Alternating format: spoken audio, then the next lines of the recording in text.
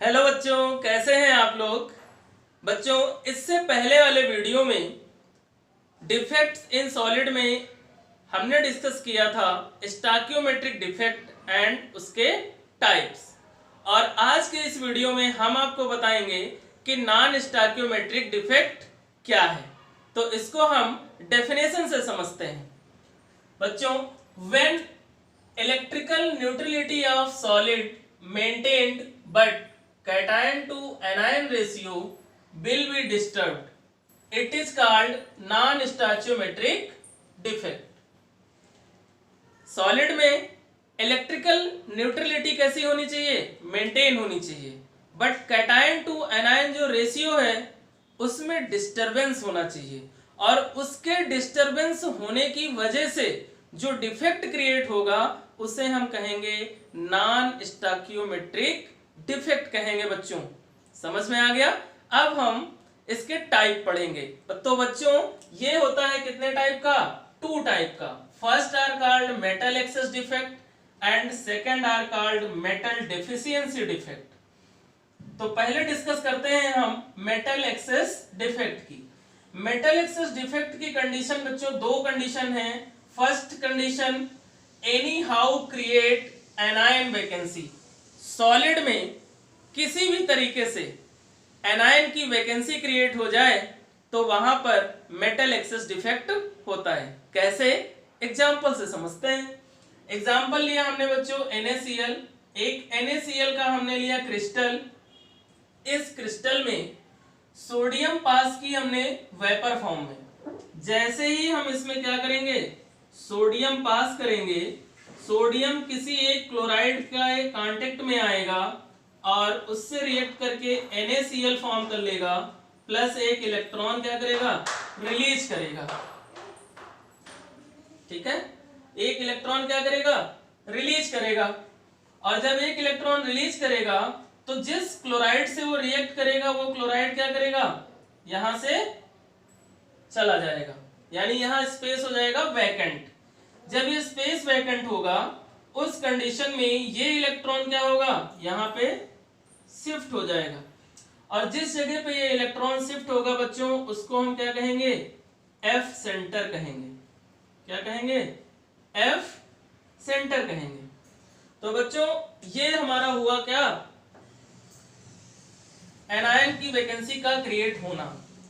सो बच्चों, अब इसका क्या हुआ?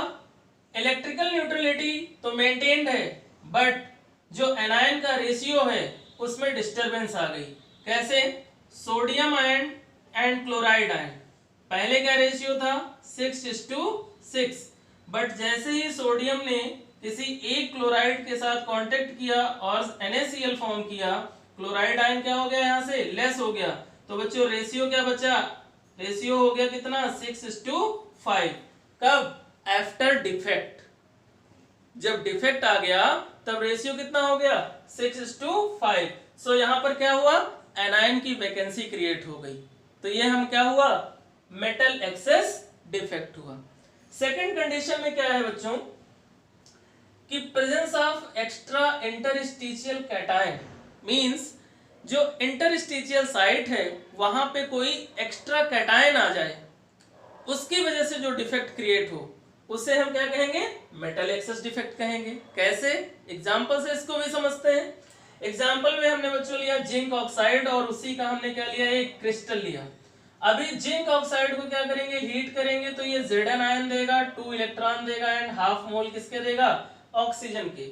अब यही Zn आयन अपने इलेक्ट्रॉनों के साथ इंटरस्टिशियल साइट पे आ जाए, क्या हो? इंटरस्टिशियल साइट पे आ जाए तो वहां पर क्या होगा? डिफेक्ट क्रिएट हो जाएगा। क्या हो जाएगा? डिफेक्ट क्रिएट हो जाएगा। क्यों? क्योंकि यहां का भी पहले Zn आयन एंड ऑक्सीजन का रेशियो कितना था? 6:6। बट जैसे ही एक एक्स्ट्रा Zn आयन आया अपने इलेक्ट्रॉनों के साथ, Zn आयन की क्वांटिटी क्या हो गई? 7, और ऑक्सीजन कितना हो गया? 6। तो यहां भी क्या हुआ? इलेक्ट्रिकल न्यूट्रलिटी तो मेंटेन है, बट Zn आयन के एक्स्ट्रा आने की वजह से यहां पर इस क्रिस्टल में क्या हो गया? डिफेक्ट हो गया। समझ गए बच्चों? फिर से समझ लेते हैं। Na में क्या हुआ, Na आयन ने किसी एक क्लोराइड आयन से कांटेक्ट किया और क्या किया, रिएक्ट करके NaCl फॉर्म किया, वहां से इलेक्ट्रॉन रिलीज किया, वो इलेक्ट्रॉन क्या किया, क्लोराइड आयन के वैकेंट जगह पे आ गया और उस जगह को हमने क्या कहा, F सेंटर कहा, और इसके रेशियो में भी क्या आ गया, डिस्टरबेंस आ गया। आफ्टर डिफेक्ट रेशियो क्या था, 6:6, बट जब डिफेक्ट आ गया तो कैटायन का रेशियो 6 रहा, बट एनायन का कितना हो गया, 5 हो गया।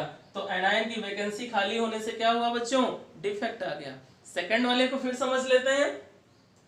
एक्स्ट्रा इंटरस्टिशियल कैटायन आ जाने की वजह से क्रिस्टल में क्या होता है, डिफेक्ट क्रिएट होता है। कैसे, ये हमने क्रिस्टल लिया, जिंक ऑक्साइड को हीट किया, Zn आयन मिला, 2 इलेक्ट्रॉन मिले, हाफ मोल O2 के मिले, ये Zn आयन अपने इलेक्ट्रॉनों के साथ यहाँ पे आ गया, तो क्या हुआ, कैटायन एक्सेस हो गए, क्या हो गए, एक्सेस हो गए, कहाँ, एक्स्ट्रा इंटरस्टिशियल कैटायन, यानी कि इस इंटरस्टिशियल साइट में इलेक्ट्रॉनों की संख्या होगी ज्यादा, और क्या हुआ, कैटायन भी ज्यादा हो गया, जिसकी वजह से इस सॉलिड में भी क्या आ गया, डिफेक्ट आ गया, है ना। तो ये बच्चों दोनों क्या हुए, मेटल एक्सेस डिफेक्ट हुए। समझ में आ गया होगा बच्चों। यहाँ पर कैटायन क्या हो रहे हैं, इंक्रीज हो रहे हैं, बट एनायन क्या हो रहे हैं, डिक्रीज हो रहे हैं। सो इस डिफेक्ट के लिए cation is greater then anion. Clear हुआ बच्चों। अब हम इसके सेकंड टाइप के डिफेक्ट की बात करते हैं, मेटल डेफिशिएंसी डिफेक्ट की बात करते हैं। किसकी बात करते हैं, मेटल डेफिशिएंसी डिफेक्ट। तो मेटल डेफिशिएंसी डिफेक्ट बच्चों तब होता है सॉलिड में when cation metal show variable valency, मतलब कोई भी मेटेलिक आयन हम लें उसकी वैलेंसी कैसी होनी चाहिए, वेरिएबल वैलेंसी होनी चाहिए, उसी के सॉलिड के क्रिस्टल में ये डिफेक्ट शो करेगा। तो हमने यहाँ पर आयरन लिया, इसके साथ ऑक्सीजन के साथ इसका एक क्रिस्टल लिया, होगा क्या कि यहाँ पर एक मेटेलिक आयन चला जाएगा यहाँ से, और जैसे ही चला जाएगा इसमें क्या आ जाएगा, डिफेक्ट आ जाएगा, बट इसकी इलेक्ट्रिकल न्यूट्रलिटी भी अभी क्या है, अफेक्टेड है। सो इसके जो नेबर मेटल हैं वो क्या करेंगे, +3 की ऑक्सीडेशन स्टेट शो करने लगेंगे। क्यों, क्योंकि Fe+2 की भी करता है और +3 की करता है। जैसे ही एक Fe बाहर जाएगा ये दोनों Fe+3 की ऑक्सीडेशन स्टेट शो करेंगे और इलेक्ट्रिकल न्यूट्रलिटी क्या हो जाएगी, मेंटेन हो जाएगी। बट यहाँ पे रेशियो में क्या होगा, रेशियो में आ जाएगा डिस्टरबेंस। कैसे, पहले Fe कितने थे, 1 2 3 4 5 6 थे, है ना, 6:6 का रेशियो था किसका, Fe++ का, है ना। और अभी कितना हुआ, Fe का कितना था रेशियो, Fe++ का, और O-2 का ये था कितना, 6:6 का। बट जैसे ही ये लेस हुआ क्या हुआ, 5:, क्या हो गया, 6 हो गया, 5:6, क्योंकि एक Fe यहां से क्या हुआ, निकल गया। सो बच्चों यहाँ पर क्या होगा, anion is greater than cation, anion is greater than cation. यहाँ पर एनायन की क्वांटिटी क्या होगी, ज्यादा होगी कैटायन के कंपैरिजन में। अगेन इसको फिर से समझते हैं।